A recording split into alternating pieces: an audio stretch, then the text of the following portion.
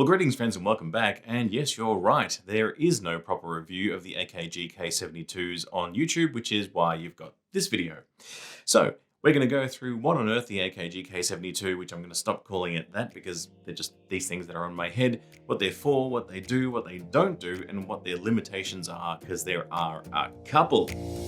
Close your eyes for a minute, close your eyes for a second. I won't change my mind. What does getting deep now? What does getting deep now? Follow me around, yeah. Can you let me down? So obviously it comes in a box. We're not going to do an unboxing. There's stuff written on the box. It's not relevant. What does it actually do and what does it sound like? So let's start off by talking about what the AKG K72s are. I said I wasn't going to do it. What they're for and what they're not for. So they're billed as studio monitor headphones. So the idea behind these is that it gives you an accurate representation of the studio sound or whatever's being recorded across the audio range. So it means that it's not particularly focusing in on the treble side of things, the mid zones, or the bass. It's trying to give you a nice level playing field. And this, of course, is an image of what they look like on my skull. Super exciting. On the box down there, you'll also read that the frequency range is between 16 Hertz and 20,000 Hertz or 20 kilohertz. So what does that practically mean? Well, human hearing is generally accepted to be between 20 Hertz and 20,000 kilohertz. So the idea with these headphones is they can span the entire range of hearing, which is good. It talks about the lightweight design, the fact that they can sit on your head for a very long time. That's also good. Now, one thing I found that these are obviously over-ear cups. Now, they are extraordinarily large.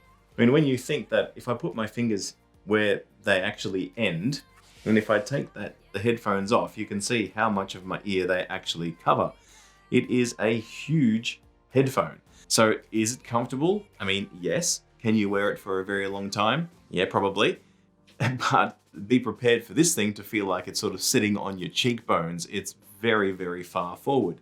Not uncomfortable, but just something to understand. The other thing that I would say is the rails on the top here, they're fairly cheapo feeling, and in fact mine came with a scratch. So I think that they're easy to bend, so you probably need to be careful of those as well. The top adjusting strap stretches from both sides, so that is good. And even though on some videos you can see it stretches from one side, you can actually adjust it for it to stretch from either. So it's relatively comfortable. In terms of lightweight, yep, they're lightweight. Moving on. The other question I had was about connectors. So natively, it does come with a connector adapter, which makes it a 1/4-inch adapter. But unscrewing that also reveals a 3.5mm standard headphone jack, which will go into your mobile phone or what have you. The other question I had about that was, well, does a phone just simply run it? And yes, it does. It just sounds perfectly fine on a phone. You can run it through your stereo system and everything else. While we're on the topic of the cable, it is nice and long. It's about 8 feet in length, which means that you can, be reasonably far away from your console or your phone or whatever, and obviously still get the reach. The problem with the cord though is that there is quite a bit of cord noise. So that means that if you're touching the cord or you inadvertently bump it against something, you definitely hear it. What's probably more annoying about that is that it only comes in through the left headphone because obviously that's the one that it's connected to. So you do get a bit of noise. If you hit it on stuff, if you stretch it and pull it, you will hear that. And if you're trying to listen intently on either what you're recording in terms of music or voice, that could kind of get annoying. And unfortunately, that noise extends all the way down the cable, all the way to, if I was to touch it just as it touches my recorder here, I can actually hear that rubbing in that headset. So 8 feet of cord actually translates that sound, which is a pain. Now, in terms of what the headphones actually sound like, obviously, unless you have these, it's really hard for me to explain it. But I'm going to think about it as if I was thinking about microphones. You'll have certain microphones that are described as having a bright sound. So it basically means you could say it's tinny, but it's really more saying that it's a higher end, midtones, trebles focused kind of sound, and it doesn't boost the bass end. That's kind of how I would describe these. The other way to describe a microphone is a warm sound. So basically where you have more of the baritones, the deeper tones. So if I grab my mic from up here, so if I'm speaking into the microphone from a relative distance away, you get a relatively broad range of sound and a kind of bright sound. As close as I get to the microphone, you kind of start getting a bit warmer because you start picking up some of those basses and a few more of the warm tones, which is kind of what this thing doesn't do. So if you're looking for this kind of sound or you're wanting to hear this while you're recording, say, your podcast or you're singing, these will not represent that. In fact, in my own head right now, I sound a bit tinny. But it does, I guess, combat somewhat that sound that you have where, if you have really blocked in headphones and you have a deep voice, you kind of get it reverberating in your head as you're talking, which obviously being a brighter headset, it avoids that somewhat. The other part of the headset being cupped as it is, it actually prevents sound from coming out into the mic. So that's the other benefit of wearing these while you're podcasting or you're recording music, because you can listen to a backing track or the other person speaking, and that sound won't leak into the mic that's in front of you, which would then obviously create feedback and echoes and all sorts of horribleness. I tried to further illustrate the issue by using the Sennheiser 835s that you've seen on this channel before, which is a microphone that I use for my podcasting, and it's a fairly warm sounding mic, especially the closer that you take it to your mouth, the warmer it sounds. Now, I know that listening to this on my other set of headphones that I generally use, my Hesh 3s, which are more a general purpose listening headphone, they boost the bass on this sound a huge amount, and it sounds really, really bassy, especially with my voice. These ones, on the other hand, I'm hearing it. It's quite bright. It isn't bassy at all, which I guess is good, because in one way you are hearing the cross-reference of all the audio and across all of the frequencies.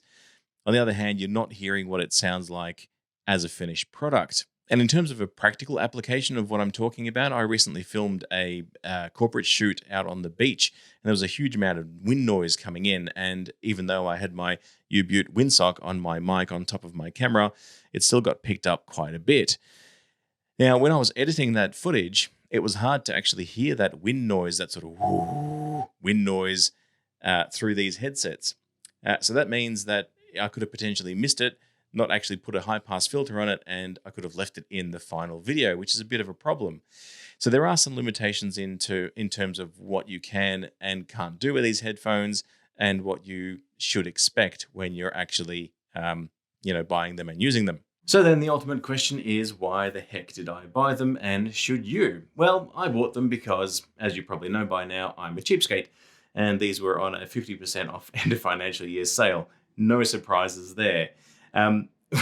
What did I actually want them for? Well, they're to give to my other participants on podcasts so that they can actually listen to themselves, listen to the rest of the podcast, take in phone calls and various other things that you couldn't normally hear unless you had a set of headphones. And I don't want to have them have to rely on their earbuds and then, screwing the earbuds into one of these doohickeys and hoping for the best. The use type for this thing is pretty limited. It's in a studio for the purpose of monitoring stuff while you're recording it, not while you're editing it. The limitations with regards to music, so I hear, although I haven't tried it, but for voice, it gives you a good representation of what you're actually recording, and obviously gives you something to give another person if you are wearing your $500 super U-Butte cans and you need them to be able to hear what you're recording as well, or respond to a backing track and sing their own stuff, or what have you. So that being the case, I wouldn't necessarily recommend them as a general listening headphone. Rather, they're designed for particular studio uses. So they aren't for everybody, but for the particular use that they are designed for, they do that relatively well, so long as you're aware of what the limitations actually are. In that light, it's also interesting to note that AKG make 3 different versions of these K-series headphones, the K72s, the K52s, and the K92s. So as you can imagine, 52 budget version, 92 more expensive version, they tend to kind of double in price at each step. Again, these were the price of the K52s, hence why I'm wearing them. But in terms of the specs, you can read the specs yourself, and if you're an audiophile, you may be able to tell some difference between the 72s, the 92s, and the 52s. For my purposes, and for probably most of your purposes, if you're watching a video like this, I think that these will suit your purposes so long as it's for studio monitoring and not for general purpose listening. Right, that's enough blah blah from me. I hope you found that useful in some way, shape, or form.